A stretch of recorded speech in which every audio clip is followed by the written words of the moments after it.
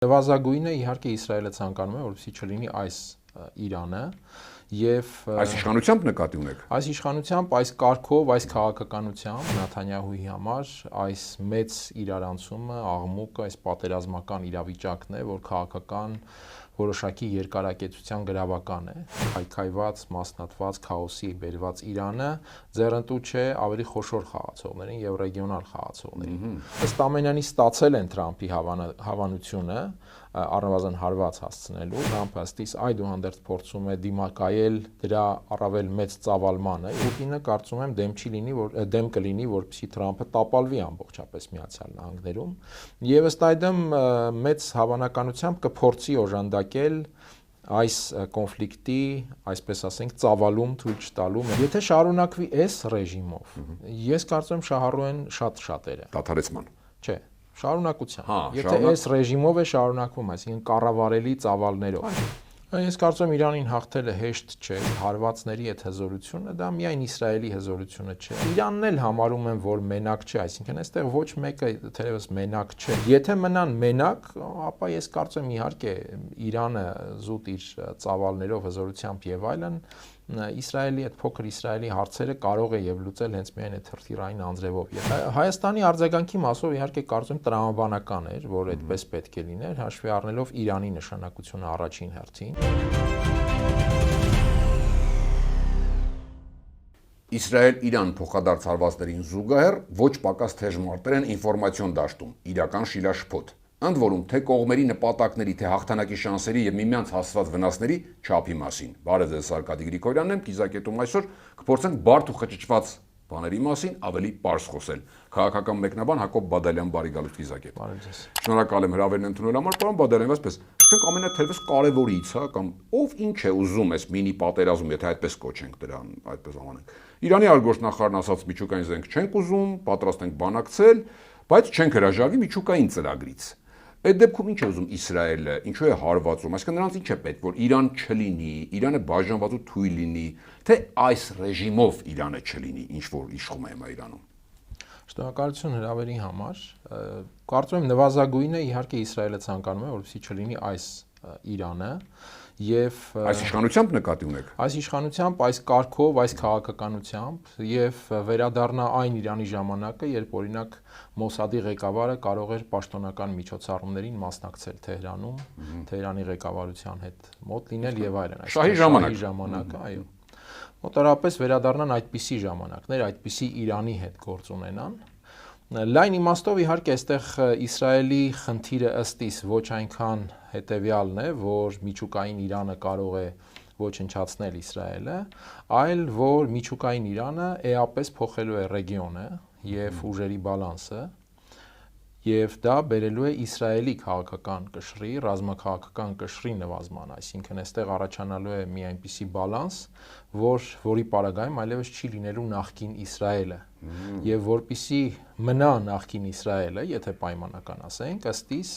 Իսրայելը ուզում է որպեսզի վերադառնա նախկին Իրանը, այսինքն այն Իրանը, որը մեծ հաշվով այդպես ռազմաքաղաքական սուբյեկտություն որպես այդպեսին չուներ։ Սա նվազագույնը ըստիս Եվ արդեն ընթացիկ մի շարք հարցեր եւս կան, այն որ օրինակ Նեթանյահուի համար այս մեծ իրարանցումը, աղմուկը, այս պատերազմական իրավիճակն է, որ քաղաքական որոշակի երկարակեցության գրավական է եւ առանց դրա Նեթանյահուն կանգնում է ոչ միայն քաղաքական դիրքերը զիջելու ռիսկի առաջ, այլ նաեւ ընդհանուր ազատազրկման, որովհետեւ գիտենք, որ կոռուպցիոն գործեր կան Իսրայելի դատարանների վրա։ Հավաքական իմաստով կարծում եմ սա է Իսրայել-Իրան այսօրվա այդ քաղաքական դիմակայության առանցքային մոտիվացիոն այդ հիմքը, իհարկե ոչ միայն դա, բայց կարծում եմ այստեղ է եւ իհարկե Իսրայելի համար նաեւ խնդիրն այն է, որ ընդհանուր առմամբ անկախ նույնիսկ միջուկային Իրանից ռեգիոնը փոխվում է, ռեգիոնում ուժերի հարաբերակցությունը փոխվում է, արաբական երկրները այլևս նախկինը չեն մեծ հաշվով։ Եվ այստեղ Իրանը նաև Իսրայելի համար միջոց է իր սուբյեկտությունը որոշակի պահելու, այսինքն իրանյան խնդիրը միջոց է իր սուբյեկտությունը պահելու ուժի գործոնի միջոցով ռեգիոնալ նոր ճարտարապետության շուրջ սակարկություններում իր դերակատարությունը բարձր պահելու համար։ Մի հարց այս առումով Նեթանյահուն իրանցիներին օրերս կոչ արեց դուրս գալ ռեժիմի դեմ։ Ակտիվացավ նաև Իրանի գահանկետ շահը, Փեհլևին էլ հայտարարություն արեց։ Արդյոք ռեալ է ներսից Իրանը այսպես պայթեցնելու այս տարբերակ հաշվի առնելով այդ բազմազգությունը, տարբեր էթնիկ խմբեր եւ այլն, այս գործոնը կաշխատի Իրանի պարագայում, որքան է հավանականություն որ կաշխատի։ Փաստացի մոտ 4 տասնամյակ չի աշխատել, փորձել են դրսից թույլատրել Իրանը եւ ներսում այդ տրամադրությունների վրա խաղալ։ Առայժմ չի աշխատել եւ իհարկե կարծում եմ այդուհանդերձ այդ աշխատելու հավանականությունը մեծ չէ, որովհետեւ խոշոր հաշվով այդ խնդիրը ձեռնտու է Իսրայելին, բայց կարծում եմ ձեռնտու չէ այդպիսի իրավիճակը, այդ քայքայված, մասնատված քաոսի բերված Իրանը, ձեռնտու չէ ավելի խոշոր խաղացողներին եւ ռեգիոնալ խաղացողներին։ Մեծ հաշվով Իրանը ըստիս նաեւ դիտարկվում է զսպող գործոն Իսրայելի նկատմամբ, օրինակ արաբական երկրների համար, որոնք իրենք այս աստիճան դիմակայության մեջ չեն Իսրայելի հետ, բայց դեմ չեն լինի, որ օրինակ Իրանը իր այդ սուբյեկտությամբ որոշակիորեն Իսրայելի համար խնդիր լինի, այսպես ասած, եւ ռեգիոնում դա անուղղակիորեն իրենց համար կլինի էֆեկտիվ։ Ըստ այդմ կարծում եմ Իրանի այդ քայքայումով շահագրգռված ուժերը այդքան էլ մեծ չեն, դրանք իհարկե ուժեղ են, որովհետև այստեղ Իրանի քայքայման խնդիրը կարող է նաև դիտարկվել որպես միջոց ավելի լայն աշխարհաքաղաքական հարցեր լուծելու համար արդեն ավելի խոշոր խաղացողների, եթե պայմանական ասենք, այդ խնդիրը կարող է բավական էական գործիք լինել, միջոց լինել, առնվազն փորձի կամ գործընթացի իմաստով, այսպես ասած, արևմտյան քաղաքական շրջանակների այդ լիբերալ, ուլտրալիբերալ, գլոբալիստական մոտեցումների կողմնակիցների համար, որոնք իհարկե Իրանը կդիտեն Ռուսաստանին թիրախավորելու միջոց, Իրանը կդիտեն նաև արևմտյան այսօր արդեն Թրամփի գլխավորությամբ այդպես պահպանողական թևին թիրախավորելու միջոց։ Իրենք են միայն շահագրգռված կոպիտ ասած, ձեր ասած Իրանը կարող է դիտվել դրա գործիք իրենց արդեն քաղաքական խնդիրները լուծելու համար։ Այսինքն կարող ենք ասել, որ եթե գանք Միացյալ Նահանգների դիրքորոշմանը, Թրամփն էլ է նաև այդպես մտածում, Թրամփին էլ պետք չէ այդպիսի Իրան, ինչի մասին խոսում ենք, որովհետեւ տեսեք, հենց առաջ օրից ասում են մենք կապ չունենք, իհարկե հայտարարությունները մենք ոչ մենք կապ չունենք եւ ապացուցում են, որ կապ չունեն հարձակման հետ, պաշտպանության հետ ունեն Իսրայելի բնականաբար, հարձակման հետ չունենք ու չեն միանում արդյոք, ուղղակի չեն միանում այդ հարվածներին, իրենց դաշնակից Իսրայելի հարվածներին, չէ՞ որ ասում են, որ Ամերիկան ունի միայն այդ հակաբունկերային ռումբերը, որով կարող են ոչնչացնել ստորգետնյա Իրանի օբյեկտները, այ ինչով է Թրամփի այս դիրքորոշումը պայմանավորված Միացյալ Նահանգների չխառնվելու ուղիղ հարվածների։ Կարծում եմ Թրամփը անշուշտ պատկերացնում է այն խնդիրը, որ կարող է առաջանալ, եթե Միացյալ Նահանգները ներքաշվի մեծ մերձարևելյան պատերազմի մեջ։ Իսրայելը ուզում է որ ներքաշվի դեպ։ Իսրայելը այո, կուզենա որ ներքաշվի, որովհետև դա է հենց այսպես ասած այդ նախկին Իսրայելը կամ ներկայիս Իսրայելը պահպանելու իր ռազմաքաղաքական կշռով եւ դերով պահպանելու միջոցը։ Եթե խոսում ենք Թրամփի մասին, մի քիչ ավելի հեռու գնանք, Թրամփը իր նախագահության մերձարևելյան առաջին այցը կատարեց ոչ թե օրինակ Իսրայել, այլ Սաուդյան Արաբիա, Էմիրություններ, Կատար եւ խոշորագույն տնտեսական գործարքներ կնքեց մոտ 4-5 տրիլիոն դոլարի համախառն։ Եվ այդ բաժնում, օրինակ Սաուդյան Արաբիայի պարագայում կար մոտավորապես 150 միլիարդ դոլարի համաձայնություն, որ Սաուդյան Արաբիան Միացյալ Նահանգներից ռազմարդյունաբերական արտադրանք է գնելու, այսինքն սպառազինություն։ Մենք պատկերացնում ենք, թե 150 միլիարդ դոլարի սպառազինությունը ինչ աստիճան եւ ինչ ծավալ է ենթադրում։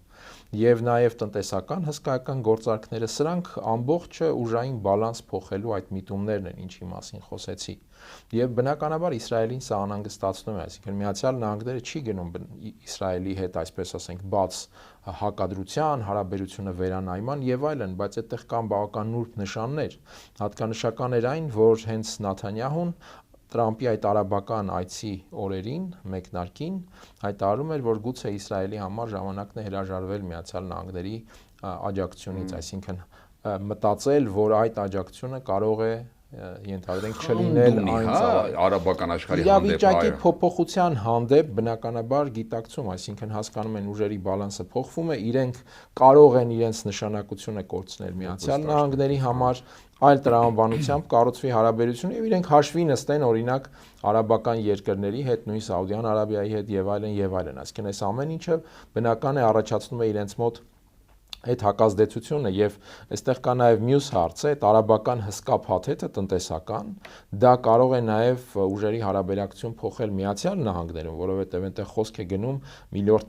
տրիլիոնավոր նույնիսկ ներդրումների մասին 5-6 տարիների ընթացքում, եւ սա կարող է նահանգներում էլ բերել կապիտալի որոշակի այսպես հարաբերակցության փոփոխության եւ դրա քաղաքական էֆեկտի փոփոխության։ Իսրայելական լոբբին նկատի ունեք, այո, արաբական կապիտալի դերը եթե բարձրանա, այսինքն այս հարցերը կան եւ սրանք բնականաբար անհանգստացնում են Իսրայելին եւ այդտեղ սեփական ձայնը բարձր պահելու միջոցը Իսրայելի համար դառնում է մեծ հաշվով այդ ռազմական գործոնը, ինչին փորձեցին հասնել նաև այս քայլով եւ որ առնով անակնկալ մի քիչ Վաշինգտոնի համար նաև, հա, ասում են իբր։ Ես դժվար եմ պատկերացնում, որ անակնկալ լիներ Վաշինգտոնի համար, ըստ ամենանի ստացել են Թրամփի հավանությունը առնվազն հարված հասցնելու եւ նույնիսկ տեղեկություններ կան, որ իհարկե Միացյալ Նահանգների հետախուզությունն է որոշակի աջակցություն ցուցաբերել Իսրայելին։ Այստեղ նաև հատկանշական է այն պահը, որ Իսրայելը այս գործողությանը գնաց եւ փաստացի Թրամփի հավանությունը ստացավ, երբ Միացյալ Նահանգներում զանգվածային բողոքի այսպես մեծ ծավալ ալիք ծավալվեց Կալիֆոռնիայում, այլ քաղաքներում այն աստիճան, որ Թրամփը ընդհանուր խոսում էր զորքի միջամտությամբ դրանք կառավարելու մասին, սա շատ հատկանշական զուգահեռ էր, արդյոք ճնշման միջոց չէր Թրամփից ստանալ առնվազն այդ հավանությունը սկսել ռազմական գործողությունը, իհարկե նաև տեսնում ենք, որ Թրամփը ըստիս այդուհանդերձ փորձում է դիմակայել դրա առավել մեծ ծավալմանը եւ այսօր նրա հայտարարությունները եւս դրա մասին են խոսում, բայց կոչ է անում կարծես Իրանին այո հերթական անգամ։ Բայց տևական ժամանակ Թրամփը ակնհայտորեն դիմադրում էր այդ ռազմական գործոնի ներգրավմանը, դրա վկայությունն էր, որ շաբաթներ առաջ նրա ազգային անվտանգության հարցերի խորհրդականը պաշտոնանկ եղավ եւ տեղեկություն այն մասին, որ նա պաշտոնանկ եղավ հենց իսրայելական մոտեցումներ ավելի ակտիվ լոբինգ անելու պատճառով, որովհետեւ Թրամփը, որը եկել է խաղաղության օրակարգով, այսպես ասենք, չի կարողանում լուծել Ուկրաինայում խաղաղության հարցը, որը առանցքայիններից մեկն էր իր համար, եւ դրան ի պատասխան նաեւ պատերազմ է բռնկվում Իրանում, Մերձավոր Արևելքում մեծ պատերազմի էական ռիսկով։ Եվ սա իհարկե քաղաքական հակառակորդները Թրամփի անկասկած օգտագործելու էին նրա դեմ, իսկ 1 տարի անց առնվազն գիտենք, որ միջանկյալ ընտրություններն են կոնգրեսում։ Իմիջային խնդիր է, չէ՞, նաեւ ամենից տվյալներ են գալիս, որ սոցհարցումներով իջնում է Վարկանիշը բավական ժողով։ Նաեւ իմիջային է, հա, որ չկարողացավ։ Իհարկե, որովհետեւ նրա գլխավոր կռվանը այդ խաղաղությունն էր, որ ես կբերեմ խաղաղություն, դեմոկրատները պատերազմներ արեցին, ես կբերեմ խաղաղություն, բայց ոչ միայն Ուկրաինայում չի ստացվում, այլ նաեւ մի նոր եւ ավելի մեծ ու նահանգների համար իրենց մաշկին ավելի մոտ պատերազմի վտանգ։ Եկան կանխելում Պուտին, Թրամփ, Էրդողան, Թրամփ շատ ինտենսիվ հեռախոսազրույցներ գնացին, հա, ու Ֆրանսիան, Բրիտանիան իրենց տեսակետները հայտնեցին եւ այլն։ Հիմա սա նշանակում է Թրամփի ակտիվությունը հեռախոսազրույցները նաեւ տեսեք այն երկրներ, որոնք դատապարտել են Իսրայելի, օրինակ Ռուսաստանին, որ Թրամփը ունի այդ առաջին ցանկությունը, որովհետեւ ասած անցավ այն տվածը ժամկետը, էլի ենք օր տալիս ձեզ մոտարապես նման բաներ ասում Իրանին։ Ինքը ունի այդ ցանկությունն ու ամենակարևորը կարողությունը հենց կանգնեցնելու ինչ որ մի կետում հիմա այս փուլում։ Միայն ինքը կարծում եմ չունի եւ այստեղ հատկանշական էր հենց առավելապես Պուտինի հետ հեռախոսազրույցը եւ այդ հեռախոսազրույցի վերաբերյալ Պուտինի օգնականի մի հայտարարություն, որ Ռուսաստանի նախագահը հիշեցրել է, որ Ռուսաստանը ինչ որ առաջարկներ է ներկայացրել մինչեւ այս հարվածը Իրան-ամերիկյան այս բանակցային process-ի ընթացքում, որը փոխադարձաբար ընդունելի կարող է լինել բոլոր կողմերի համար, բայց կարծես թե նահանգները Թրամփը չի ընդունել այդ առաջարկը, գուցե համարելով, որ ինքը ավելի, այսպես ասենք, շահեկան գործարքի կարող է գնալ Իրանի հետ։ Ասում է վերադարձի։ Եվ հիմա փաստացի այդպես մի տեսակ հիշեցում է ստացվում, ամենայն դեպս ըստ Ուշակովի Պուտինը հիշեցրել է այդ առաջարկի մասին եւ չենք բացառում, որ կարող է այդ առաջարկը վերադառնալ, որովհետեւ Պուտինը մեծ հաշվով իհարկե ամենևին դեմ չի լինի, որ Թրամփը թույլ դիրքեր ունենա Միացյալ Նահանգներում, որովհետեւ դրա շնորհիվ կունենա նաեւ իր կարիքը, բայց նաև Պուտինը կարծում եմ դեմ կլինի, որպեսզի Թրամփը տապալվի ամբողջապես Միացյալ Նահանգներում եւ ըստ այդմ մեծ հավանականությամբ կփորձի օժանդակել այս կոնֆլիկտի, այսպես ասենք, ծավալում թույլ չտալու մերձարարևելյան մեծ պատերազմ թույլ չտալու համար, որովհետև դա նաև բնականաբար Ռուսաստանի համար կարող է խնդիրներ առաջացնել։ Թույլ Իրանը արդյոք ձեռնտու է Մոսկվային, չէ՞, ասի, չէ՞։ Եթե այդ Իրանը հայտնվի Մոսկվայի ավելի մեծ ենթակայության տակ, իհարկե կլինի ձեռնտու, բայց միշտ անկանխատեսելի է, թե ինչպիսին կլինի իրավիճակը։ Առավել եւս, որ Ռուսաստանը ունի այդ մեծ պայմանագիրը Իրանի հետ, 17-ին հունվարի կնքեցին այս տարի եւ Շատ հատկանշական է նաև, որ Իսրայելի հարձակումից 2 օր առաջ էր Իրանը, որ ավարտեց ներպետական վավերացման գործընթացը այդ պայմանագրի, Հեղափոխության պահապանների խորհուրդը հավանություն տվեց, դա վերջին ատյանն էր։ Այդ պայմանագրում ռազմական փոխօգնության իհարկե հարց չկա, որովհետև ըստ տեղեկությունների Իրանը ինքնին նաև այդպիսի արգելք ունի ռազմական դաշինք կնքել ոչ մահմեդական, ոչ իսլամադավան պետությունների հետ։ Նաև կան այլ պատճառներ թերևս այդ փոխօգնությունը չամրագրելու, բայց հասկանում ենք, դա շատ տարողունակ եւ շատ համապարփակ պայմանագիր է, ընդհանուր միջուկային տեխնոլոգիաների ոլորտում բավական ծավալուն այսպես արձանագրումներով, եւ Ռուսաստանը այստեղ իհարկե ունի որոշակի պատասխանատվություն այդ իմաստով էլ եւ Իրանի հնարավոր այսպես ծանր վիճակը, դա նաեւ ինչ որ առումով պատասխանատվություն է Ռուսաստանի համար այս իրավապայմանագրային բազայի պարագայում։ Այդ պարագայում եթե փորձենք մեկ նախադասությամբ շահագրգիռ երկրների ցանկ նշել, որոնք ավելի շահագրգռված են, որ դադարի, քան թե շարունակվի, դա Միացյալ Նահանգներն է, Ռուսաստանը, Չինաստանը եւ այլն, կարող ենք այդպիսի շարք գծել։ Եթե շարունակվի այս ռեժիմով, ես կարծում եմ շահառու են շատ շատերը։ Դադարեցման։ Չէ, շարունակության։ Եթե այս ռեժիմով է շարունակվում, այսինքն կառավարելի ծավալներով։ Այսօր ժամերի խփում են իրար, հա։ Եթե դա ռիսկ է պարունակում վերածվել իսկապես մեծ ռեգիոնալ պատերազմի, այստեղ ես կարծում եմ շահառուն կարող է լինել միայն նշածս այդ գլոբալիստական թևը, որի համար դա միջոց կլինի վերականգնել իր դիրքերը արևմտյան աշխարհում, որը զիջեց կամ զիջվում է Թրամփի նախագահությամբ եւ իհարկե Իսրայելի համար, որի համար մեծ հաշվով այդ ուժային բաղադրիչը, այսպես ասենք, տարերքի, այսպես նման մի բան է, այդ պետությունը հենց այդ բաղադրիչի գաղափարախոսությամբ է նաև ինչ որ իմաստով ստեղծվել, այսինքն այդ առումով Իսրայելը հենց այդ դաշտում է, որ իրեն առավելագույնս կենսունակ կարող է զգալ եւ բարձր լինել Իսրայելի ձայնը։ Իսկական այս պահին դուք համարում եք կառավարելի նաև սա գերտերությունների նույն Միացյալ Նահանգների եւ կառավարելի է թե ոչ, չեմ կառավարելի չէ, հա, բայց չեմ կարող իհարկե ասել, որովհետեւ դա գնահատելով շատ նրբերանգների պետք է տիրապետենք, բայց որ շահագրգռված են այդ խոշորները, որպեսզի չվերածվի մեծ մերձավոր արևելյան պատերազմի, ես կարծում եմ կասկած չկա։ Իմ թվաց 3-ը առնվազն, հա, Չինաստան, Ռուսաստան, Միացյալ Նահանգներ, որպեսզի չվերածվի, այո, մեծ ռեգիոնալ պատերազմի։ Որովհետև այդ դեպքում կարծում եմ կառավարելիության ընդհանրապես որևէ հնարավորություն չի լինի։ Եթե այս մասշտաբով հնարավոր է ինչ-որ բաներ, այսպես ասենք, դիվանագիտորեն կառավարել, թույլ չտալ անասելի չափեր, ապա այդ դեպքում եթե այդ մասշտաբից դուրս եկավ եւ վերածվեց ռեգիոնալ պատերազմի, սա արդեն լրջագույն խնդիր է կարծում եմ բոլորի համար։ Հիշելով նաեւ Ուկրաինան, որ դեռ չի ավարտվել, Ուկրաինան չի ավարտվել, մեղմ ասած բավական այսպես չմարած են Հնդկաստան-Պակիստան հակամարտությունը, այլ հակամարտություններ, ինչ կլինի Թայվանի պարագայում այդ դեպքում, այսինքն մեծ մերձավոր արևելյան պատերազմը սա իհարկե արդեն կլինի բարի ուղիղ իմաստով համաշխարհային պատերազմի օջախ։ Առանց որևէ սուրճի բաժակ նայելու այսօրվա դիտարկմամբ ում կողմն է այս պահին հաջողությունը, եթե կարելի է այդպես ձևակերպել։ Օրինակ այդքան հեշտ է Իրանին հաղթել, որովհետև քարոզչական ֆոնով նման տպավորություն է ստեղծում, ասենք Իսրայել բարձր տեխնոլոգիաներ եւ այլն ու հինավուրց Իրան, որը մնացել է ռուսա, սովետա, չգիտեմ, Չինա, եսի ինչի հույսին ու մեն ունի այդ հրթիռները, այսինքն կոպիտ այսպես էր ձևակերպում, որ տեխնոլոգիաները պայքարում են ընդդեմ քանակի, իրանական հրթիռների քանակն է շատ եւ ծանր են։ Այդ որ նայում ենք այդ համադրությունը, հիմա որ տեսնում ենք ստացվող ինֆորմացիոն հոսքերը, ձեր կարծիքով ում կողմն է հաջողություն։ Այդքան հեշտ է Իրանին հաղթել, Իսրայելում չգիտեին այդ մասին։ Ես կարծում եմ Իրանին հաղթելը հեշտ չէ եւ Իսրայելում, ինչպես նշեցի, ըստիս ոչ թե Իրանին հաղթելու ակնկալիք են ունեցել,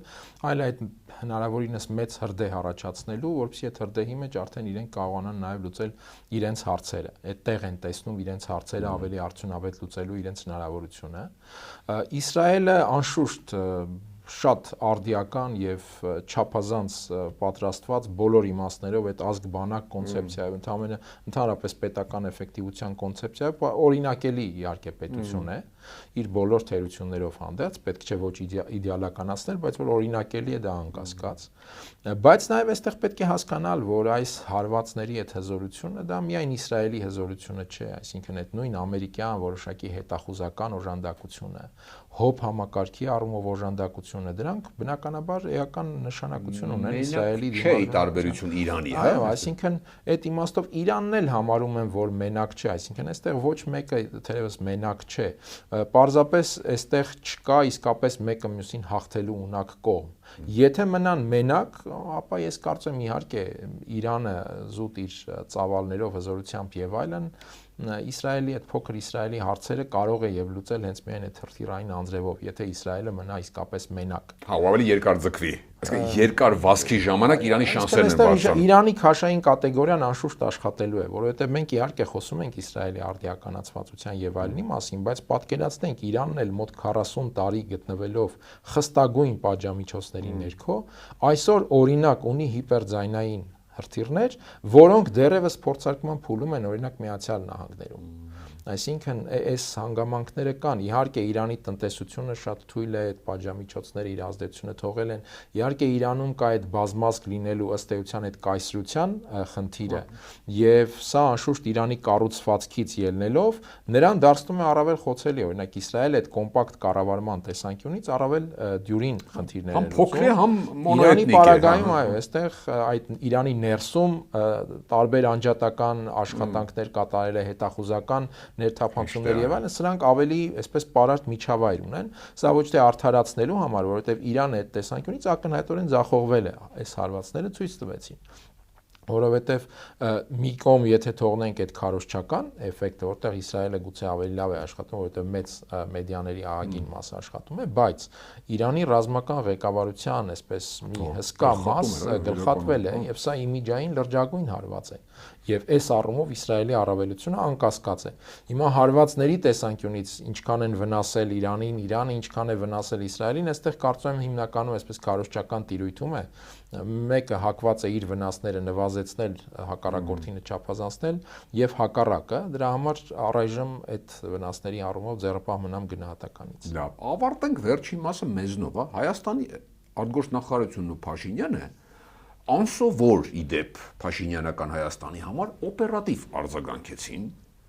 առաջին դատապարտողներից մեկն են Իսրայելի գործողությունը, իդեպ դատապարտողները այդքան էլ լայն չի շրջանակը, որ ուղիղ տեքստով են դատապարտել Մոսկվան ու Էրդողանը, մյուսները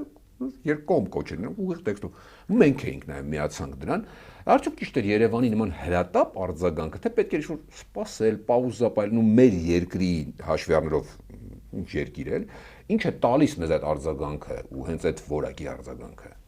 Ձեր թույլտվությամբ միջև դա այդ դատապարտելու մասով շատ հետաքրքիր է նաև Սաուդյան Արաբիայի արձագանքը եւ այնտեղ նույնիսկ ձևակերպում, որ Իրանը եղբայրական պետություն էին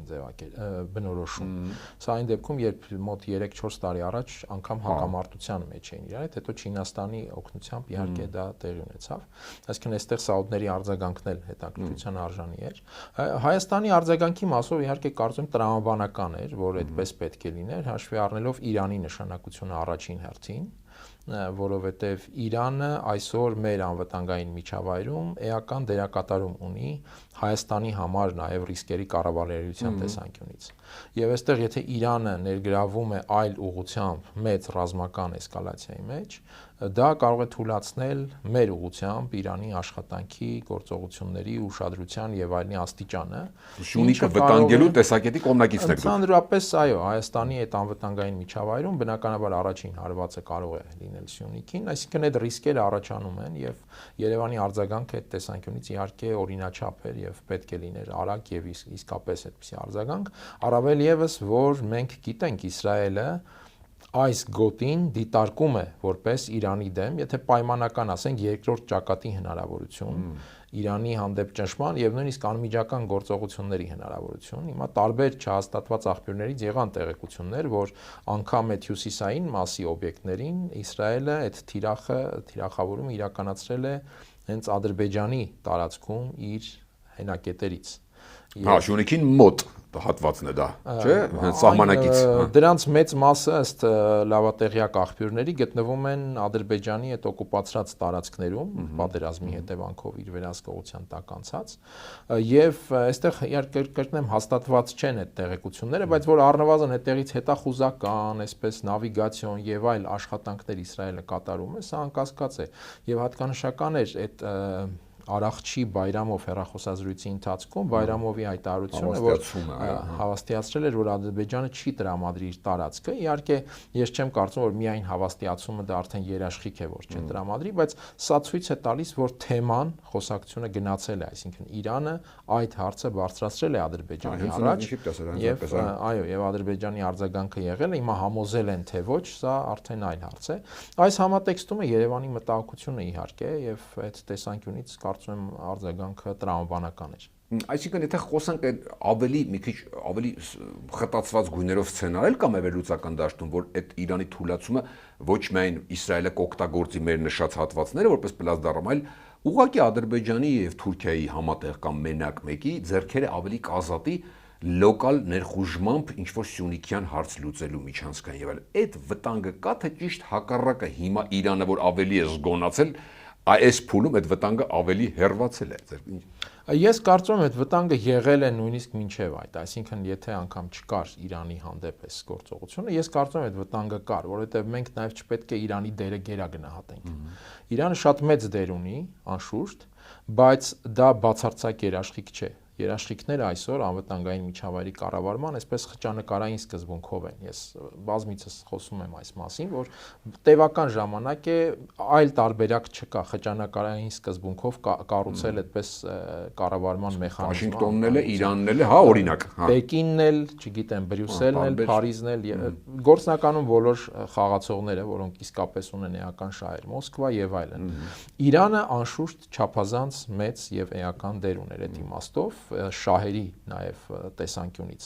եւ եթե Իրանը զբաղվում է այլ ուղղությամբ, այստեղ բնականաբար այդ դերը նվազում է եւ ռիսկերը ավելանում են, այսինքն ոչ թե ռիսկեր առաջանում են, այլ ավելանում են, որովհետեւ դրանք եղել են միշտ, բայց կրկնեմ, դրանց կառավարման միջոցը միայն Իրանը չէր բնականաբար, այստեղ Երևանը բնականաբար պետք է ավելի ակտիվ աշխատի մնացյալ ուղղություններով, բոլոր ուղղություններով։ Նաև այդ թվում ես կարծում եմ իհարկե Թուրքիայի հետ, որքան էլ մեզանում պոպուլյար չէ այս թեման Թուրքիայի ուղղությամբ շփումների եւ այլն, բնականաբար պոպուլյար չէ շատ պարզ եւ հիմնավոր պատճառներով, բայց այստեղ եւս աշխատանքի դաշտ իհարկե կա։ Այդ տեսանկյունից նաև շատ հետաքրքիր էր այդ տեղեկությունը, որ 20-ին կարող է Փաշինյանը մեկնել Անկարա, սա իհարկե ամենևին այսպես չենք կարող միարժեք ասել, որ մեկնում է դիվանագիտական աշխատանքով հարցեր լուծելու, որովհետեւ բոլորովին բացառված չէ, որ օրինակ Անկարայում կարող են նրա առաջ ինչ որ վերջնագրային բաներ դրվեն քաղաքական պայմանների տեսքով։ Խաղաղության պայմանագրի առումով օրինակ։ Այսինքն այո, այստեղ այսինքն այդպես միայն ֆիզիկական հանգամանքը դեռ չի նշանակում աշխատանք եւ արդյունավետ աշխատանք, դրա համար բոլորի հետ պետք է աշխատել այդ բալանսավորումը պահելու համար այդ աճած ռիսկի պայմաններում։ Թուրքիայի հետ աշխատանք նկատի ունեք նաեւ Թուրքիայի դիրքորոշումը կոշտ Իսրայելի հանդեպ դա օգտագործել ինչ որ առումով։ Թե դա ավելի ձևական դիրքորոշում է։ Ես հավատ եմ, որ Թուրքիան այսպես սկզբունքորեն կոշտ դիրքորոշում ունի Իսրայելի հանդեպ, քանի դեռ ադրբեջանական նավթը Թուրքիայի տարածքով շարունակում է այսպես անխոչնդոտ հոսել դեպի Իսրայել եւ նաեւ գիտենք, որ չնայած այդ գզվռտոցին հրապարակային, Թուրքիան շարունակել է Իսրայելի հետ առևտրային հարաբերություններ, լինել դեպի Իսրայել առևտրի ուղի, այն պարագայում, երբ օրինակ հութիները փակեցին այդ Բաբել Մանդեբի նեղուցը եւ նավարկությունները դեպի Իսրայել էապես կրճատվեցին։ Այսինքն, այստեղ Էրդողանի բազմակի խաղն է եւ ի վերջո չմոռանանք նաեւ Իսրայելի վարչապետ Նաթանյահուի մի հայտարարություն, դա այն դեպքում, երբ Էրդողանը փաստորեն արգելելով նրա օթանավի անցումը իր Թուրքիայի երկնքով մեկնել Բաքու եւ դրա համար այցը չեղարկվեց, հետաձգվեց անորոշ ժամանակով, բայց դրանից հետո Նաթանյահուն Ալիևին շնորհավորում է անկախության տոնի առիթով եւ նշում շնորհակալություն հայտնում, որ Բաքուն տվել է Թուրքիայի հետ երկխոսության հնարավորություն։ Այսինքն այստեղ է Թուրքիա-Իսրայել հակադրության մի զգալի մասը, կարծում եմ ավելի շատ այդպես առերևույթ մանևրի համար է, քան այո, այնտեղ կան ինչ որ սկզբունքային երկորոշումներ։ Իհարկե Թուրքիան կցանկանա Իսրայելի, եթե սահմանափակվի Իսրայելի ռազմաքաղաքական ուժը եւ սուբյեկտությունը մերձարարևելքում, կցանկանա, որ դա զբաղեցնի ինքը դրա տեղը, այդ հնարավոր ազատված տեղը, այսպես ասենք, զբաղեցնի ինքը, բայց եթե այնտեղ տեսնի, որ այլոք կարող են զբաղեցնել, ես կարծում եմ Թուրքիան հակառակը շահագրգռված կլինի պահել Իսրայելին։ Եվ վերջին հարցը, այս հիմնականում այդ դիսկուրսը ինչի մասին պետք է ասեմ, տարածված է էլի մեր արևմտամետ ռուսամետ այդ պայմանական բաժանման վերլուծաբանների ու քաղաքական գործիչների մեջ ամեն անգամ նման սրման պահին Ամերիկա, Իրան, Իսրայել, Իրան, այդ հարցը միշտ դնում են բոլոր տարին, դեպ նաև նախորդ իշխանությունների ժամանակ են ասում, եթե հակամարտություն ունեք երկարի, արդյոք պաշտոնական Երևանին կդնեն ընտրության առաջ։ Այդ հա, այն ձեր ասած այն մյուս բլոկն ու այն մյուս բլոկը կամ այս կողմից էս կամ այս։ Կա հիմա նման հարց, նման հավանականություն։ Եթե կոնկրետ էս Իսրայելա-իրանյան դիմակայության նայենք, ըստիս չկա այդպիսի հարց, որովհետև ինքնին այդ դիմակայությունը այսպես երկու կողմի դիմակայություն ըստ էության կամ այդպես ընդգծված իմաստով չէ, բազմակողմ դիմակայություն է, եւ սա գալիս է նաեւ ընդհանրապես համաշխարհային միջավայրի տրամաբանությունից, որովհետեւ այդ միջավայրը մեծ հաշվով այդ բոլորը բոլորի դեմ պատերազմի եւ բոլորը բոլորի հետ աշխատելու ինչ որ միքս հիբրիդային ինչ որ ռեժիմ է։ Եվ այդ իմաստով չեմ կարծում, թե Երևանի առաջ կա այդ ընտրության հարցը այս կոնկրետ այս իրավիճակում, բայց ընդհանուր առմամբ բնականաբար այդ խնդիրը առաջանում է, այսինքն այստեղ բայց ոչ թե արևմուտք Ռուսաստան տրամաբանությամբ անպայմանորեն, այլ կարող է ընդհանուր լինել արևմուտք, այսինքն ներարևմտյան տրամաբանությամբ Եվրամիություն թե Միացյալ Նահանգներ, Եվրամիություն Միացյալ Նահանգներ, դու պահպանողականների հետ ես, թե գլոբալիստների հետ ես, կրոնական բաժանումներով էստեղ կրոնական դավանական ավելի շատ նկատի ունեմ դավանական այն իմաստով դավանաքաղաքական, որովհետև մենք տեսնում ենք, որ այս եկեղեցու հետ պատմությունը ծավալվեց այս օրերին, որը բավական առնվազն ժամանակագրական իմաստով այսպես ասոցիացիաներ ունի արտաքին ինչ որ խաղացողների եւ դերակատարների հետ, այսինքն այստեղ բնականաբար այդ դիլեմաները կան, բայց նաեւ գլխավոր խնդիրն այն է, թե Հայաստանը ընդհանրապես ինքը որպես պետություն իր համար կոնցեպտուալ ինչ դեր է պատկերացնում եւ առաջարկում աշխարհին, որովհետեւ այդ ընտրության դեմ բնականաբար պետք է պայքարել, այսինքն եթե դու կանգնում ես ընտրության առաջ, դա արդեն խնդիր է, կամի առաջ դա արդեն խնդիր է, բայց այդ պայքարը պետք է լինի առաջին հերթին մեր ներսում, այսինքն մենք մեր ներսում ինչպես ենք պատկերացնում մեր կյանքը, մեր որակները եւ այլն, որովհետեւ դրա շնորհիվ է, որ կարող ենք այդ ընտրության առաջ դնողների հետ աշխատել եւ առավելագույնս չեզոքացնել այդ դիլեմայի առաջ կանգնելու ռիսկերը։ Իսկ ֆանտաստիկ հարց էլ տամ, էլի, շատ ֆանտաստիկ թվա։ Իսկ օրինակ ինչու կարող է Օմանը, չգիտեմ, այդ պետությունների միջնորդներ լինեն, օրինակ Իսրայելի ու Իրանի մեջ հարևան երկեր հարթակի դեր չեն կարող խաղալ ակտիվաց ավելի թե կարող էինք այդ պահը բաց ենք թողել միջնորդական չասի միջնորդական բայց տարածք տրամադրելու եւ այլն որովհետեւ միջնորդականից հավակնում է Պուտինը եւ այլն ու Թրամփը պարզ է բայց ինչ որ առումով հաշվի առնելով աշխարհագրական մեր կետը ու հնարավոր միջանկյալ վիճակը Ադրբեջան ավելի շահագրգիռ կողմ է դիտարկում չէ Իսրայելի դաշնակից մենք ըստ էության միջին վիճակում ենք Իրանի դաշնակից չենք Իսրայելը շատ թշնամի չենք համարում վերակտես դեսպանատություն կա եւ այլն կարող ենք դա անել եւ ընդհանրապես կարող ենք նման բանի հավակնել մենք այս խնդիրն էլ եթե դու ներսում բովանդակություն չունես եթե քո ներքին կյանքով դու աշխարհին ասելիք չունես դու կարող ես իհարկե առաջարկել ինչ որ հարթակ բայց դա որևէ մեկը լուրջ չի ընդունի այսինքն դու ինքդ պետք է լուրջ լինես որ քո առաջարկների հանդեպ լինի լուրջ ուշադրություն։ Կապ չունի փոքր ես, հա, եւ դա էական չի, չէ՞, փոքր երկիր ես։ Իհարկե կապ չունես, այդ փոքրի երկրի ծավալը որոշվում է մեծ հաշվով իր որակներով առաջին հերթին։ Ես չեմ ասում ֆիզիկական ծավալը նշանակություն չունի, իհարկե ունի, սա այստեղ դրա մասին չէ խոսքը, բայց առանցքայինը քո հանդեպ վերաբերմունքի իմաստով այն չէ, թե քո ծավալները ինչ կանեն, այն է թե քո որակն ինչպիսին է։ Այսինքն կար այդ հնարավորությունն է եւ կա, եթե դու փոխես հիմա օբյեկտիվորեն չկա, որովհետեւ մենք տեսնում ենք, թե ինչի մեջ ենք մենք ներքին կյանքի առումով, բայց դրա հնարավորությունը կա, եթե մենք իսկապես սկսենք ներսում այդ որակական փոփոխություններից եւ դրան պետք է գնալ, ի վերջո դա է մասնակցությունը համաշխարհային կյանքին։ Դու պետք է ինչ-որ բան առաջարկես աշխարհին եւ աշխարհը քեզ լսի, կարող են չհամաձայնել, բայց եթե այդ առաջարկիդ մեջ կա լրջություն եւ առաջարկի տակ կա կարողություն առնվազն սեփական երկրում որակապես այսպես ընդունելի կյանք կազմակերպել, համակեցություն եւ այլն, ոչ թե կոպիտ ասած իրար ուտոցի, ընդ որում անմակարդակ իրար ուտոցի։ Այս դեպքում քեզ իհարկե կվերաբերեն լուրջ, այսինքն անկախ նրանից քո հետ համաձայն կլինեն թե ոչ, անգամ քո հետ անհամաձայնը կխոսի քո հետ այդ անհամաձայնության մասին։ Իսկ այլապես քեզ կարող են ծափահարել, ժպտալ եւ այլն, բայց որևէ մեկը քեզ լուրջ չի ընդունի, եթե տեսնում է, որ դու ներսում ինքդ լուրջ չես։ Եվ այդ թույլ ես ավարտեմ, իսկ այդ որակով պետություն, այդ որակով թեկուզ փոքր պետություն նաեւ ինչ հավելյալ անվտանգության երաշխիքներ է ստանում մեծերի կողմից։ Անկասկած, եթե դու ձայն ունես, որը լսում են, բնականաբար կլսեն նաև քո անվտանգության խնդիրների մասին։ Շատ շնորհակալ եմ։ Ես եմ շնորհակալ։ Հիշեցնեմ, Կիզակետում այսօր քաղաքական մեկնաբան Հակոբ Բադալյանն էր, Կիզակետի թողարկումներն ու շատ այլ տեսանյութեր դիտելու համար առաջարկում եմ բաժանորդագրվել մեր YouTube-յան ալիքին։ Կհանդիպենք։